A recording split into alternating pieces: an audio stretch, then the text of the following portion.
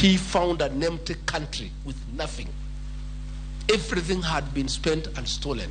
Gachagua lero ni piny owacho mar Kenya Kwanza ne oyudo agulu maduong' kotuch kaachiel gi gope makor gi chwe mane ohol kod piny owacho mokalo e bwo jatend piny machon Uhuru Kenyatta. They borrowed money left, right and center. And because we are responsible government, we have to pay this money. Last week, some loans had matured. And they have to be paid because we have obligations. Jalop jatend piny medo lero ni gin kod midhiero mar omenda nikech omenda matin ma gichoko gitiyogo e chulo gope mane piny owacho mar Jubilee okao. But the truth of the matter is that I said in Kasarani, and some people thought I'm mischievous. And I said in broad daylight because I'm a truthful man. We inherited a dilapidated economy with empty coffers. There was nothing. What we are collecting this week will pay the salaries and other requirements. Yuaruok ewi lai maber matimo twak e kind riwruok mar Azimio kod Kenya Kwanza ewi dwaro mag Azimio bende okodong' chien. Gachagua ogoyo iye piny ni en kod jatende gionge kod paro matimo twak achiel kachiel kod ogai mar Azimio Raila Odinga e mano ma owacho ni ginyalo mana timo twak kod jotelo moyier gi jopiny. If he says he doesn't recognize President William Ruto as president, how can we then have a discussion? So let them go to parliament and engage our members of parliament. Ne okawo chung' mar Kenya Kwanza ni twak moro amore kindgi kod Azimio nyaka tim mana e liare mar od bura ka othiano ni Azimio ni thuolo mar dok e ndara ka gidwaro. E kaunti ma Uasin Gishu, jatend piny Dr. William Ruto oriwore kod jokristo e dhialo nyasi mar Pasaka kendo goyo erokamano ne kanise kuom lemo ne piny Kenya mondo bed kod kwe e kinde yiero mokalo. As a church, thank you very much for praying for the elections. We had the best elections ever, acclaimed by all. Ruto okwayo jopiny mondo ti kod koth machwe e pacho kae e pidho cham kaka yo mar neno ni piny Kenya obedo kod chiemo moromo. To my fellow farmers, let us work hard. Let us do what we must do. And I want to ask everybody else who has a piece of land somewhere to make their contribution, because at the bottom of everything else, we must feed our nation first. Chris Owino, Ramogi TV, Nairobi. Manen jatend piny Kenya Uhuru Kenyatta kawuono ne oriwore gi jokristo mamoko e ala mar Pasaka e kanisa mar jokopere ma St. Francis Maninyali, Mombasa. Kaka jafwambo marwa ma Mombasa Jojaoko lero, Uhuru ne owuotho gi familia mare kotelne kod jaode Mikai Margaret Kenyatta.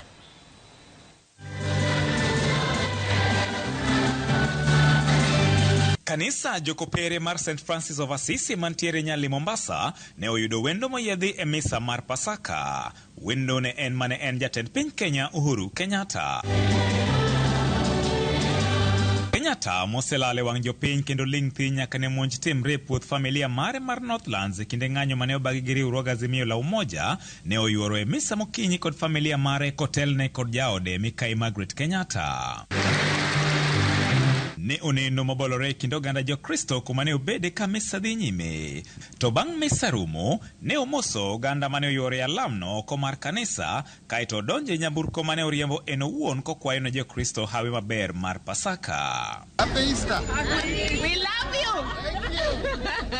Komachielo, Archbishop mar kanisa jokopere Mombasa Martin Kivuva ne ojiwo oganda jo Kenya duto mondo mi obolre e sechegi ma kweth Kenya Kwanza kaachiel kod Azimio la Umoja oyie bedo gi twak mar duoko chien liet mar siasa. Tuwape nafasi vinara wetu katika mdahalo wao na mazungumzo yao yawe ni washirikishe wenzao na wengi wetu na wengi ambao wanahitaji kutoa sauti zao. Dawa ni nini? Tupate dawa ya suluhisho ya jambo hili usumbua kila nyakati. Jadolo no mane oloso e kanisa jokopere mar Holy Ghost Cathedral kumane otele nyasi mar Pasaka ne bende okwayo tend Azimio la Umoja kod Kenya Kwanza mondo mi ochuogi kweth moyiedhi mabiro chwalo weche magero oganda jo Kenya duto e kinde twak makamano. Tuunde vikundi ambavyo vinaweza kutoa maoni ya kufaa na washirikisho wale wanaoenda kuongea ili Kenya yetu na maisha yetu yaweze kuendelea kama kawaida. Anayekuwa na shamba alime, mwenye kibanda afungue, mwenye duka aeke vifaa, mwenye ukulima aweze pia kupalilia shamba lake bila hofu na mashaka. George Aoko, Ramogi TV, Mombasa. Gavana Masia James Orengo kutumosuo kod moko kuom jotend Kenya Kwanza ma osebedo kadiro weche magachaya ni ogai marazimio la umoja One Kenya Raila Odinga. Kaoloso chiro ma ulo ma yudore Usenge. Orengo sayo jalup jatend piny Rigathi Gachagua kod jatend kweth mathoth e od bura mamalo Kimani Ichung'wa kuom golo dhok ma ok nyis luor ne Raila Odinga ka okoni kaka jo-Azimio ok gidich kod mosruok e kind jatend piny ma idendo ni handshake. Wameunga mkono kwa dhati yale ambao Raila anafanya Kenya nzima, na hasa kwa mambo ya maandamano, kwa sababu maandamano ya Raila Amolo Odinga si kumpiga mtu, si kuharibu shamba ama mali ya mtu, na haja ya Raila Amolo Odinga ni kurudisha bei za bidhaa chini. Unga irudi chini, irudi ama isirudi chini. Ile siasa ambayo imekuja hapa Kenya kuharibia watu jina, kutaja majina. Kuna hao wenzetu katika Kenya Kwanza, Bwana Ichung'wa na Bwana Gachagua, vile wanazungumza ni mazungumzo ambayo haina ungwana. Kama ni wanasiasa ambao wamekomaa, wangekuwa wanatumia lugha ambayo inayofaa.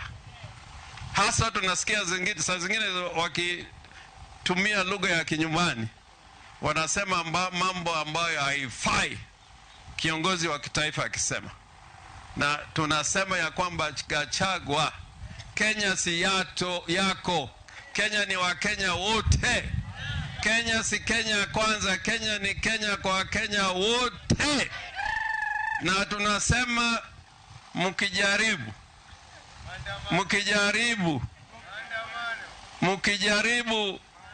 muingilie Raila kwa njia ambayo isiyofaa. Unasikia vile vijana wanasema, si mimi. Owere kod mago ma otimore jodito mag duond bura mar UDA kuruwo koko kendo dok ne jatend migawo mar weche tudruok Eliud Owalo bang' moko kuom jokanyo mag duond bura no bade Masiaya wacho ni jatend migawo no nindo nyakonchiel e yore mag pogo lemo. Kotele kod Ouko Kirindo ma en coordinator mar UDA kaunti ma Kisumu, jodito kopuoyo Eliud Owalo kuom tiyo matek kendo neno ni thoth jotelo makaluo yudo lemo mopogore opogore e piny owacho. Kaluwore go Ouko Kirindo ok ji duto ma inyalo gwel elemo mag sirikal. President appointed Waziri Owalo because he believed in him, and we as a party we are equally at par with Waziri Owalo's work. He has delivered, and as far as we are concerned, is one of the best and most performing cabinet secretary in Kenya.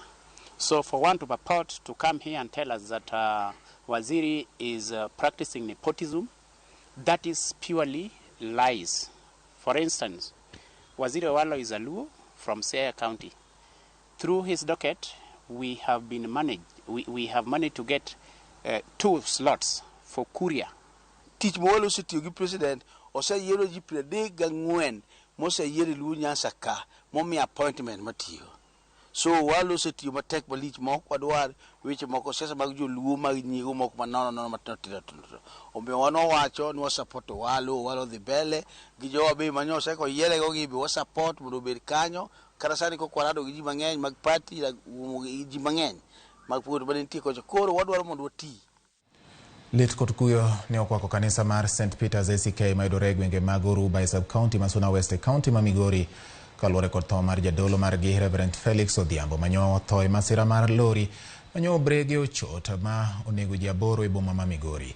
Kaka jafwambo marwa Jojo Malero, jadolo Odhiambo nyotho kanyakla kod wuode to kod wuodo wadgi. Kuyo makamano bende ne okwako familia mamoko manyo wito wedege e masirano.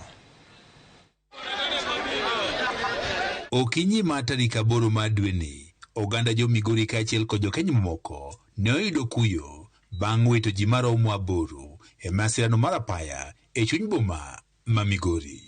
Masirani mane okel kod nyamburko mar lori bende oweyo ka ji maromo 7 oyudo hinyruok. Jadolo Felix Odhiambo, wuode ma jigni 3 kaachiel kod wuodo wadgi gin moko kuom ji 8 mane owito ngimagi. The morning we never talked. We didn't talk, so I called him. He was not picking, and I assumed that maybe he's on the road. I called him again. He was still not picking. And the third time, his phone was off. I called my nephew's phone. His phone was also off. So that is what I thought, that they are at the hospital. I didn't really get to know that they were dead. Lit mathoth nitiere chuny familia ma jadolo Odhiambo kaachiel kod kanisa ni mar St. Peter's ACK kama ne oriko otime tij dolo. And I went into the social media. When I looked at a message, I remember I just saw my husband's name jumping out of the message that I read. I even didn't see anything else. And at that point I knew that things were not good. No wuono no benyo en nyathi kich. Koro no ng'eyo kako nyalo rito nyithindo makiye. Nyithindo chiko mo hospital ni mana fees, moko tere boarding school, moko to dak go e ode. My husband's death is a big blow. It's a big blow to my family. E kanisa no mar St. Peter's ACK ma osebedo ka otime tich mar dolo oganda mane ochopie Lam ne nitiere kod chuny mape kalore kod tho mar jadolo ni. Padri nomiyowa sermon motegno kabisa. I didn't know ni mano ne en the last sermon ma padri miyowa. But kawuono ka ang'iyo kaka nene owuoyo, Nyasaye no se fwenyore ni padri ni obro weyowa. En kod program ne kinyne ma en Saturday mano nyoro nyo owuok odhi Homa Bay e headquarter mar kanisa nyo gin kod meeting kuro mar mission. Koro no wuogo kinyi to dhi to chako duogo mondo ikre ne Easter Sunday ma en kawuono. Jadolo ne owito ngimane e seche mane familia mare kod kanisa ma odole ne pango chenro mopogore opogore mane ne gitim kamoro achiel. On the day of his death, we were to celebrate our 7th anniversary. So we were looking forward to having a Thanksgiving today, that is on the Sunday, to just thank God for our marriage. He had promised to come to Homa Bay that morning. Piny owacho mar kaunti ma Migori ka okalo kuom gavana ma Migori Ochila Yako mabende ni oro ote mar kuyo ne jogo mano wito ngimagi kaachiel kod ote mar chang mapiyo ne jogo iko mano oyudo hinyruok.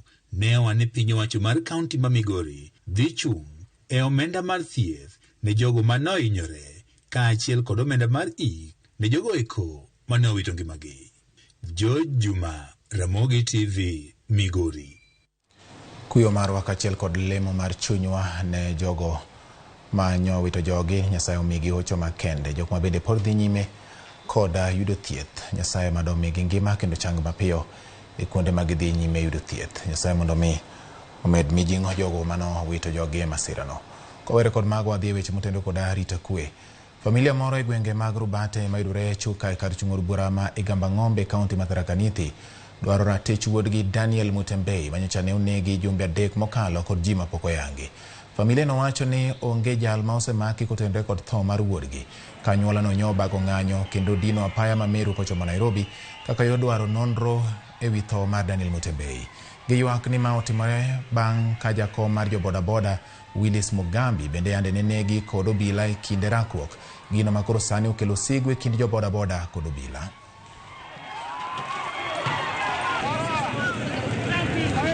Akapigwa na vifua, akapigwa kichwa, wakafikiria amekufa, wakamfunga kamba na shingo. Kutoka hapo Nkweo Kachigongo, wakamfuruta na pikipiki hivi. Wakamfuruta mpaka mahali kunaitwa Kithioroni. Na pikipiki ya mmoja wao mwenye alikuwa ameushika na hiyo uwanji ndio imfuruta ikampeleka Kithioroni. Wakidhani amekufa. Hiyo usiku yote akalala hapo akinyeshewa. Na katika hiyo harakati ya maandamano ya hiyo kusiki justice waliua mtu mwingine mmoja. Kwanza nataka kusema pole kwa familia ya Kirago kwa sababu walimuua akitusaidia tupate kusiki justice yetu. Tunaomba hata justice ya kwetu ikipatikana hata ya Kirago ipatikane. Kitu ambacho naweza omba Kithure Kindiki ni aingililie hii kesi kwa sababu sisi hatuna uwezo. Tunataka gavana wetu kama Muthomi Njuki aingililie kwa hii kesi bando. Odhi nyime nyakoro Ramogi, jodolo mopogore opogore okwayo kwe, hera kod ng'uono e kinde jo Kenya ahinya to jotelo ma pacho ka. Jodologo ne oloso nyasi mar rapar mar chier mar Yesu e bombe mopogore opogore. Judith Omondi olo milome kata ote mag jodologo kendo miyo waler ewi wachno. Kowuok Vatican kuma papa maduong' mar din kopere obagie lamo mar nyasi mar rapar mar chier mar Yesu Kristus.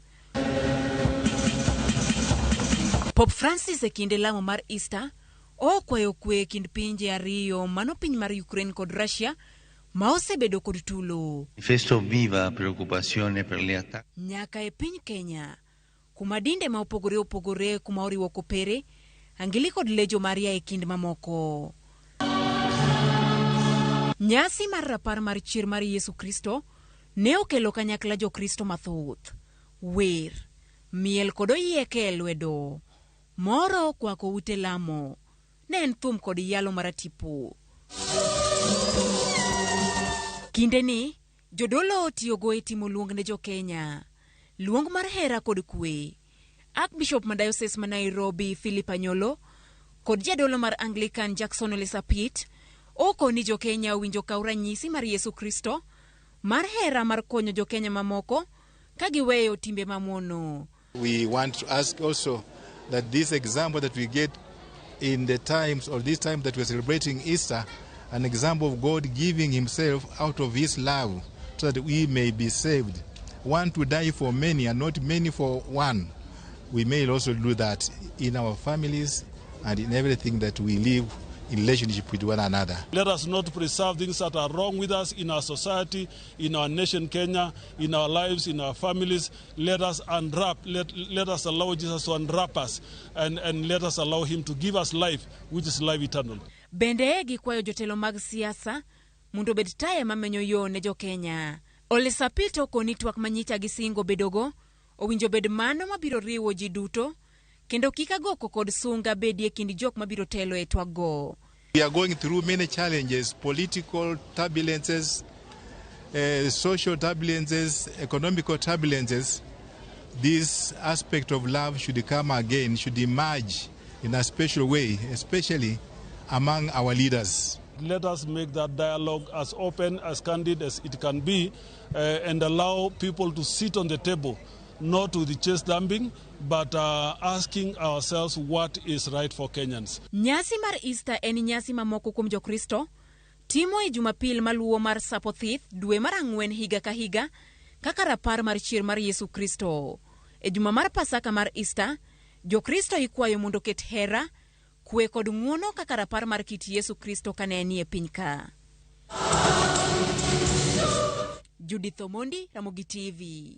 Erokamano nyakoro Ramogi, yina mondo akaw ywe mara mokwongo e weche manyien mag Oimore odhiambo ni kama bende waledhe moko ma isero ka Pastor George mar Road Jesus Fellowship wacho ni amora ahinya ka neni kendo watimo mos kuom lal mar jadolo Felix. Walamne familia mare kod jogo duto ma nyoyudo masira manyotimore Migori. Erokamano nya Fredi Kabia Nyong'o bende wan neno Ramogi TV yo makare kendo lerndi. Engineer Wuodo Rongo, Wuodo County Engineer Fredo Bura Joni Gachagua ginewe story gen gichul ji negiwacho ni ka gidonjo to gibiro miyo ngima bedo mayot. Kasto Atoti Cardinal mar Migori wacho ni goyo mos ne jadolo mar ACK manyo ito ngimane kod joma moko bende. Erokamano ahinya. Jena Mausinge kantiere Sori Karungu en bende owacho ni otimo mos kalure kod tho manyotimore e ajali ma Migori. Mandela Oniala neno maber ahinya e Pasaka ni okwayo hayo maber ne familia karachiel gi jo community ma Bala Village. Wacho ni giketo geno gi duto kuom Ruoth Jehova Nyasaye ni mano emanyalo konyogi. Winji maler ahinya ma Victor Nyadera kawuok Migori wach man go kaka japiny ni walamne uru Kenya ni to maduong' moloyo ni watiuru tijewa manyalo kelonwa chiemo timo mos kalure kod lal makamano. Joseph min pilot mar Ndhiwa wacho ni amosi kanyo gimora ahinya wamor gi Ramogi TV kwe kende kendo nying Ruoth Nyasaye mondo mi oyud duong' seche duto. Kabende aneno ka Shali kanitiere Rangwe aneno Ramogi TV e yo makare kendo amora ahinya kaka ukelo weche manyien adimba kokale Ramogi TV weche manyien mag Oimore dhi maber ahinya. Ka binaneno ka jal moro iluongo ni Joseph kawuok Kisumu owacho ni ayie kaka ukelo weche manyien e yo malong'o kendo manyilni Oimore moro makale. Kata kamano e weche mag siasa kinde matwak koro dhi nyime ni penjo mana owacho ni aneno ka Babu Owino tiyo matek ahinya ka ochung' kendo wuoyo kendo miyo oganda bedo gi geno. Kata kamano kochopo kinde mag joma imiyo lemo moko mopogore opogore Azimio kata pok anene. Kata kamano an gi geno ni chieng' moro Nyasaye no pare. Okay, mano jalo mawuok Kisumu. Erokamano nyakuom kete Ramogi TV nyakwa Ramogi yiena mondo mi koro ni gie sani ayienge mana gi kanyo pod wan gi mathoth kokalo e Ramogi TV ka waduogo kik idhi mabor.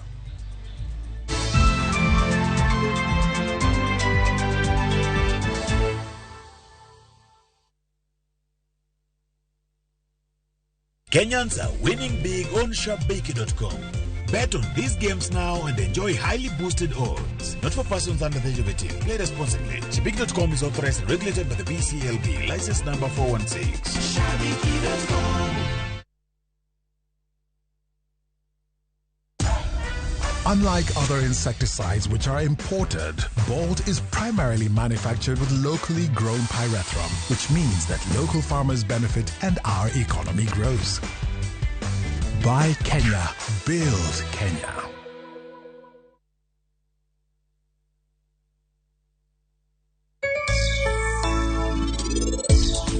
Machiegni jahera mar chenro mar penj laktar mataye chenro ni en Andutho Tieno kamora mora ma intiere kawa wacho ni ngima en mwa in ngano twenanga mama ni chal koda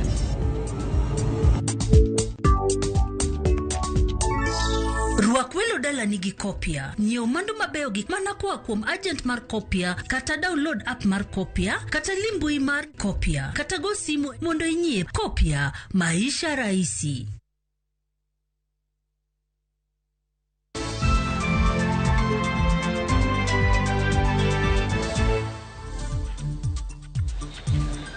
Kaluwore kod koth masani chwe e gwenge mathoth mapacho ka jodak e gwenge mag Dambala Fachane kaunti ma Marsabit kwano lal mathoth bang' oula yweyo utegi mwandugi kaachiel kod jambgi.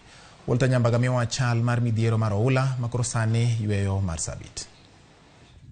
E gweng' ma Dambala Fachane kaunti ma Marsabit magi gin picha e kaka midhiero mokel kod oula chalo. Mier kod kuonde jot oulose yweyo kendo jodak pachgi dang'ni. E kuom ndalo ariyo e koth kod oula osebedo midhiero. Rashid Kotobo en jadak ma Dambala kendo owacho ni en picha mamiye buok koth moseyweyo gweng' kod yore matudo Marsabit kod Moyale.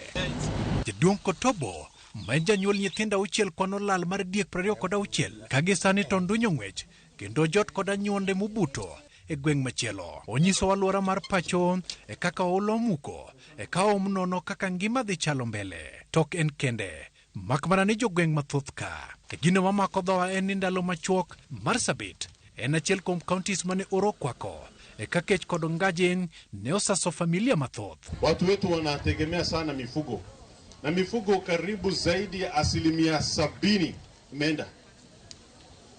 Ndio nilikuwa nakwambia daktari, hatujui tutaanzia wapi. Tutaanza kufanya restocking ama tutaanzia wapi? Kwa sababu ukifanya restocking and you are not sure kama mvua itakuweko, hiyo nayo ni hatari nyingine. Ondamo machuok en Galiti Elkano maen jirande okono wani owito diek 15 kod dhok 7 ma oula olal godo chimbli. Onge chiemo, onge kar nindo kata mana geno orumo. Pok maduong' en ni oganda kod jamni Dambala Fachana gweng' malach ne nyal pimgi mano mar piny Rwanda kod Burundi osekalo midhiero ariyo mokelo kanyakla kech kod oula kuom thuolo mar ariyo machuok moluore. Around 70% ya mfugo yetu yote imeenda na kiangazi. Sasa baadaye mvua ikaanza. Mvua ya area Sololo ilikuwa kiasi, lakini milima za jirani ilikuwa na mvua nyingi ambayo ilikuja na flash flood. Iliathiri sehemu nyingi, sehemu za Sololo kianzia Walda, Anona. Ruth magweng'ni Adan Dadacha kono wani udi 384 koro dak mana kao pija ka gigeno ni chieng' moro ne giyud resruok kendo dok e miergi. Tulipitia kiangazi ile kali sana, alafu baada ya kiangazi hivi mvua ikaanza. Mvua ilipoanza mafuriko kutoka maji kutoka milima ya Ethiopia iliathiri hii sehemu zetu kabisa. Kinde mapodi kwayo kony ne jogo moyudo midhiero. Marsabit County pod odong' achiel kuom counties maduol makedo kod ngaji kanyakla kod kech nyalo medore. Maromo kilomita 60 kowuok Nabala Fanacha boma ma Moyale machiegni kod piny libamba mar Ethiopia. Piny owacho mar county no yudo sir mag chiemo kowuok kuom Intergovernmental Authority Development IGAD kanyakla kod National Drought Management Authority. The highly or exceedingly high amount of rains that were received in Moyale led to floods and also flash floods from also the southern Ethiopian side, and this led to loss of livestock. Put marango kech kod oro wacho ni maromo nyithindo 790 majo igni 6 nyaka dweche 5 nyakla kod mine 142 mapek kod mago madhodho kalo e tuoche mikelo kod midhiero mag onge chiemo kanyakla kod oron to kata mano ula mabubni ma opogore kod kwan mar ji 1884 mane ogole report madwe mar 7 higa mar 2002. And we still hope and request and that these development partners continue to support.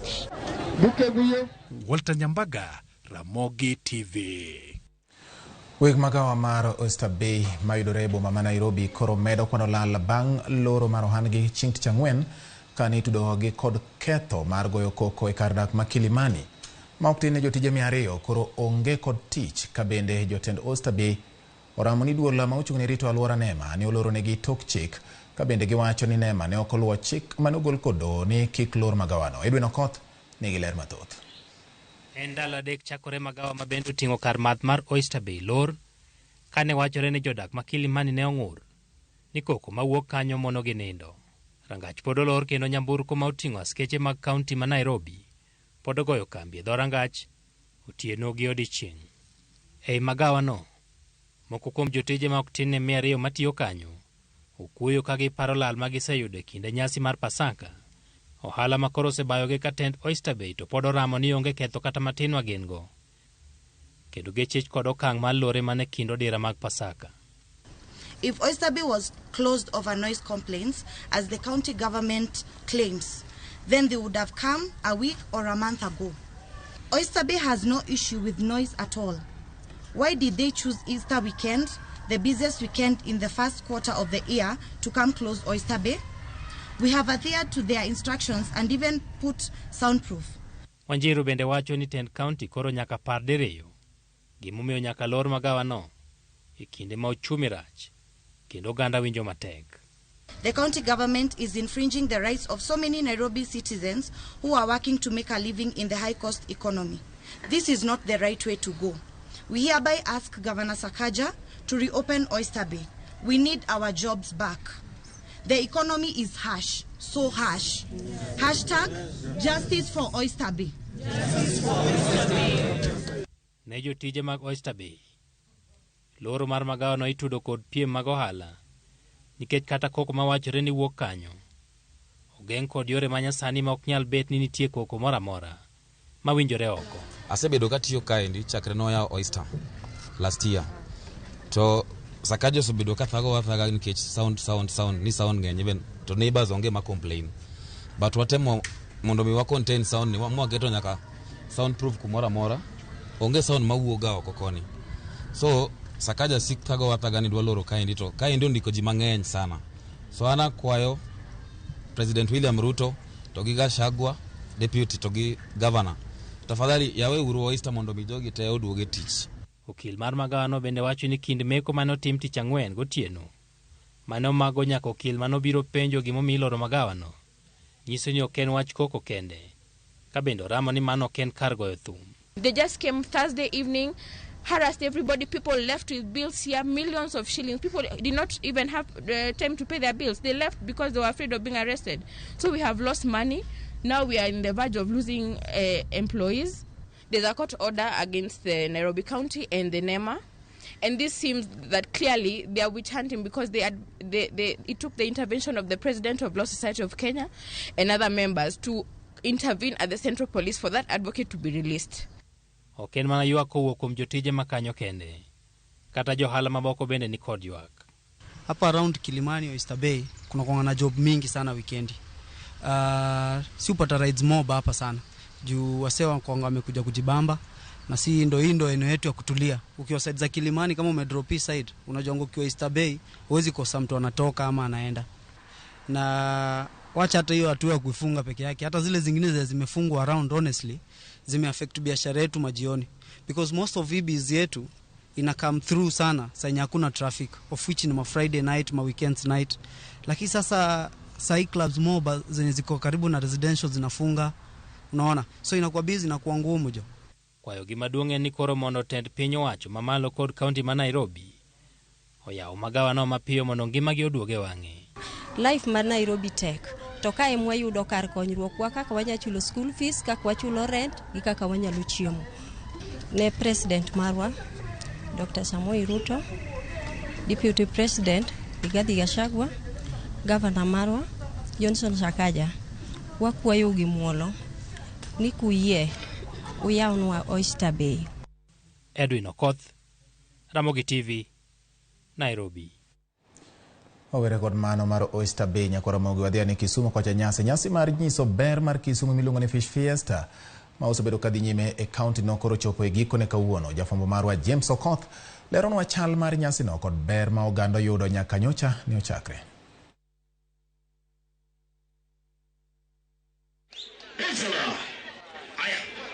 Amen. Kaka achiel kuom tuke mayudore e luo kitgi gi timbegi, en achiel kuom tuke mane odhial e kinde nyasi mag Fish Fiesta. Yawuoyi mabedegi ojing, chung e kind jathek mabende ojing. Gimosore motelo ni mienruok e amen. Chik en ni kodhiri mikalo kieo, kata oikodi moloki gi toki to oloi. Johera mag tuk amen e kindego to tijgi en goyo siboi, kama oting'o nyaka jago tung'. Jodongo mane otugo tuk amen e kindegi ng'icho gi chien gi nyadhi miwuoro ka jomatindo dhi nyime gi sumo achiel kuom kind tuke makoro nyaka gitugi ka kindegi oromo.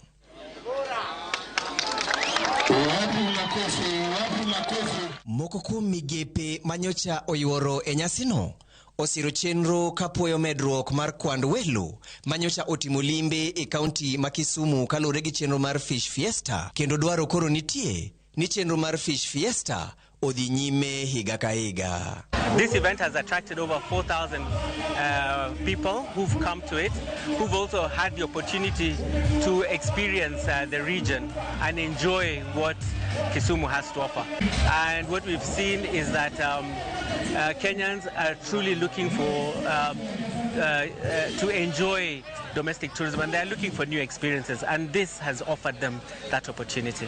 Part of the conversations that we have had is towards preserving and conserving Lake Victoria, so that while we are fishing, we also ensure that we protect the environment, we protect the lake against pollution.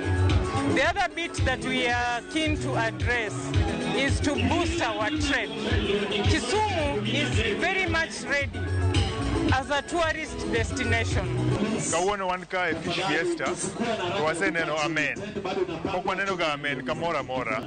Amen en wrestling mar joluo man ne gitimo ga higa cha. But kawuono waneno amen live.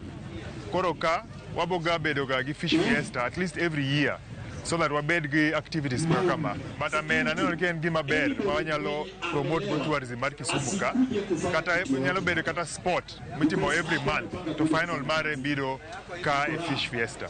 Jopiny ahinya to johala bende onyiso mor margi kalure gi kit ohala manyocha dhi nyime e dho wath mar Dunga Hippo Point. Okelo dongruok mang'eny ne jodak ma Kisumu to gi welo mobiro Kisumu kaendi duto.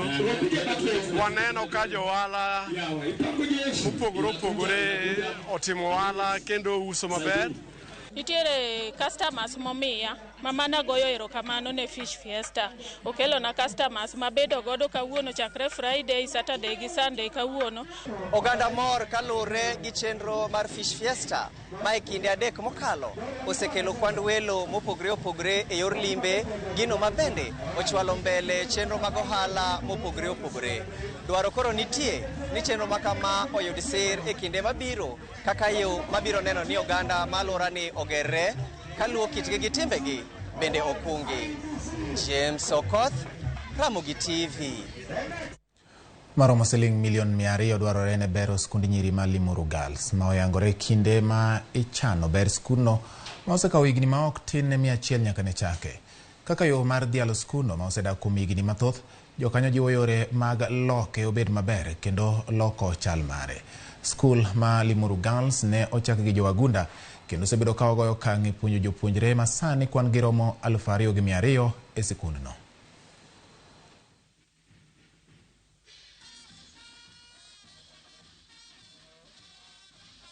It is very important that we modernize the institution.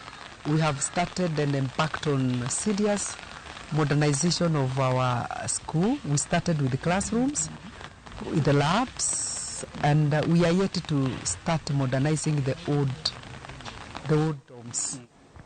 Ramogi, bende jalweny nyalo tiyo kendo dhi e yweyo e yo ma nyangafu ma ipenjo ma samoro mono joma thoth donjo e tij lweny. Kata kamano, jalweny mano osedhi retire Jekonia Akumu Odero omiyore tich manyien mar pur kod ohala bang' tiyo tij lweny kuom higni ma 40. Owacho ni tieko tich omiye thuolo mar tayo ohande kendo bedo machiegni gi familia mare. Ramogi, sigana ni imiyowa kalure kod twak mani gibedo godo kod jafwambo marwa Ray Polo.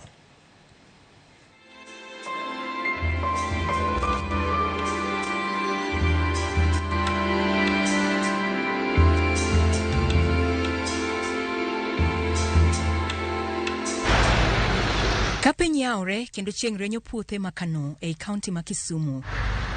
Ler mar chieng' bende menyo yo manyien ne jalweny machon Jekonia Odero. Iluonga ne Jekonia Odero. An jalweny mose dhi yweyo. Bang' weyo tij lweny, Odero omire tich manyien mar pur kod ohala.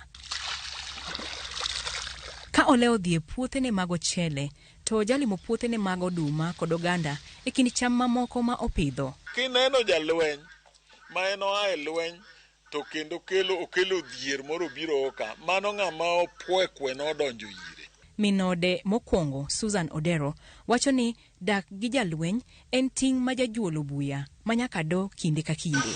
Askari mapotin en jaraha kabisa.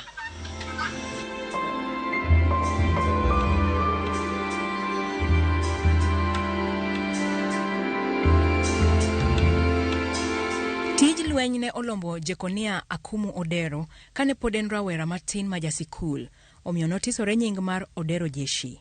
Ne an gi mijing'o moro ni an to tij lweny ema dwaro. Achako dwaro tijni kapod atin, an mane klas 5. Ma nadhi ka chief moro machon iluongo ni Misael Anyango. Mano ndiko na nyaka barua kapod atin to naonge kitambulisho na onge ndika. Lek mare nochopo kare e higa mar 1981 kane orwake e bad migawo mar jolweny ma pachoka KDF. Kata kamano, okang' mar temo loko loch Daniel Moi e higa mar 1982 ne riko simo tach Odero. Gik moko notimore ma moko ne ok ne kare ahinya. Nikech ka nomiyo twich na mokwongo ka ne lweny notweya e jela ma Garissa marwako gimiluongo ni kunguru. ne orwako kum ka bang'e to ne oyudo fuong'ruok e kinde mane owegi thuolo kendo yienegi dok e lweny. Ne joma winja tij lweny ok yot nikech kane ochopo 1983 to ne watimo gimoro miluongo ni march and suit. To wachwa ni uneno taya cha mane wi god cha mane checkpoint, lakini nikech en got mabor ok wanyal dhi direct, waluor kamae. To anto gimoro biro e wiye kone ng'ane wachango kuma chiegni ni pod wada luoro nang'o, mano gima ok timre. Koro ne an aponda ji odhi adhiya moweya kenda i bungu kama nitiere sibuoche, nitiere ondiegi, to kare kae ne ok chiegni ahinya kaka naparo. Nawuotho from saa 9 achopo e tie got wuon saa 1 okinyi. But eventually aneno ka ndege moro piyo mwisho kucho kure mana adhiye machopo chiegni saa 10. Saa 12 no ji wuok kendo ichake dhi marathon. Koro mane sira mana aneno mana ayudo ni wiya no mpachi. Kane owere kod kido mar dhi ataro mar chenro moket ne jolweny manie tiegruok, Jakonia Odero notie lweny kuom higni mahaw 40. Professionalism. Yani kamitieni kata kija tedo, that is your profession. You must cook well. Okodani no kuoni ni kuon numu. Right? Kichiele properly because that is your profession. You must do it with your utmost. Ne oidho ngas e lemo mopogore opogore kendo dhi e yweyo e oreya mamalo mogik mong'ere kaka Warrant Officer Class 1 e kidieny mane otiye. Kane en jalweny, Odero nodhi e pinje Afrika mamoko e yor tich kod tiegruok. Oparo midhiero mane gikale e pinje ma lwenje oketho kaka Sierra Leone, Djibouti kod Somalia.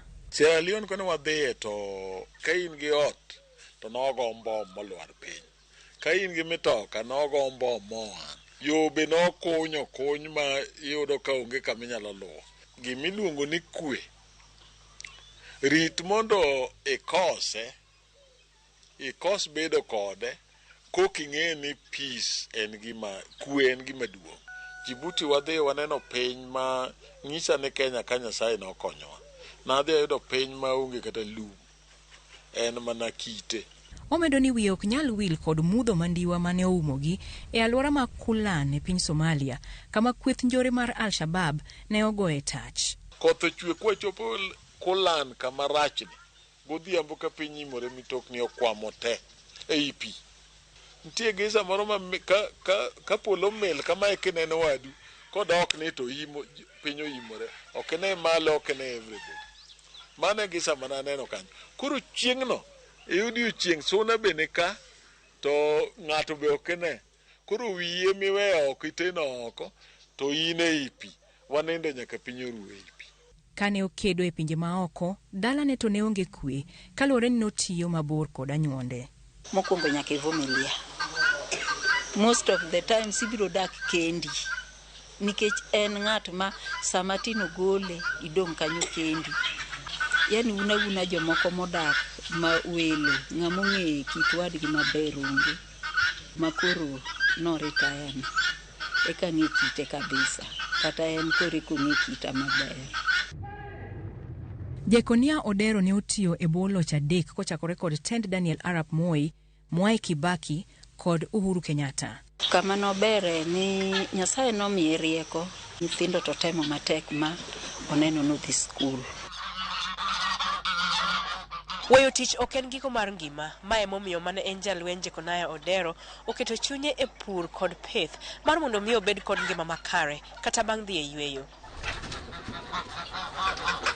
En gi nyadhi mar tije kaka jalweny kendo omor ni nyithinde moko nohero tije ma ochweyo odonje lweny. Kineno jalweny ma en oa e lweny to kendo okelo dhier moro biro ka mano ng'ama opwekwe nodonjo ire. Nikech resettlement ipuonjo. Jaduong' Odero jakawo yweyo e bwo tipo mar abilane. Koro ode odusi kod pichni mamenyo tije ka bende ne oyudo midila mathoth kaka jalweny. E dier ode ogunde mag cham oluore kadero. Apidho michele, apidho bando. Chiemo moko gibe aloso nikech ok adana kawo pesa dhi ng'iewo go chiemo. Kata noonge to pur to nyaka ne wapur nikech pesa ema puro. An gi mtoka moro mabeduong' fuel gasla. Koro pesa moko matindo mag pension ok nyal mi maintain. Koro nyaka iti matek. Kitiyo matek to ine Nyasaye bende mi rieko. Jaduong' Odero orwako lokruoge ma piny owacho oketo mageno bero ngima jolweny ma osedhi e rutaya. Ojiwo ni diber ka sirikal ogero dala ne jolweny machon ma diponi onge joma nyalo ritogi ka hikgi oniang'. Kata kamano, owacho ni ng'ato ka ng'ato onego ti kaparo kendo kapango kako biro dak bang' tich mondo kik oladhre e rutaya. Ka Nyasaye omi strength, use this strength to timo go gimoro ma meaningful. Kik ibukri ni dhi donje kong'o. Ni kore da madho kong'o, donje chudi.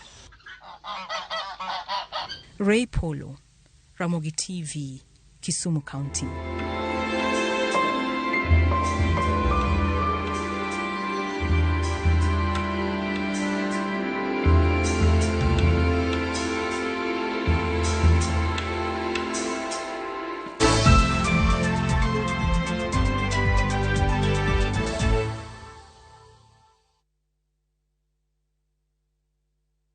Cheza virtual EPL leagues kwa shabiki.com. Usingoje mechi za English Premier League zichezwe wikendi. Play the virtual leagues now, ujishindie hadi 300,000 shillings kila dakika mbili. Chapa chap na EPL virtual leagues on shabiki.com. Usingoje. Play now. Not for persons under the age of 18. BCLB number 416.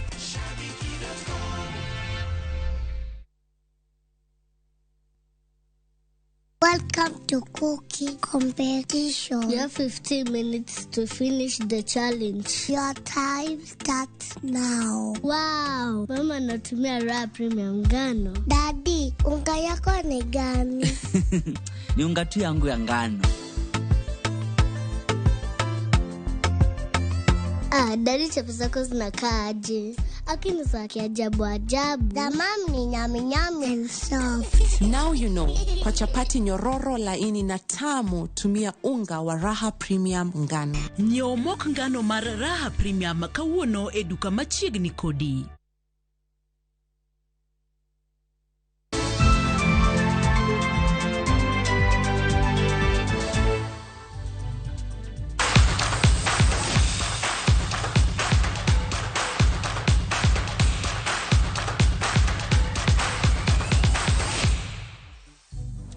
Machiegni nyako Ramogi jongo weche mag tuke midhiambo makawuono. Nyinga en James Opondo.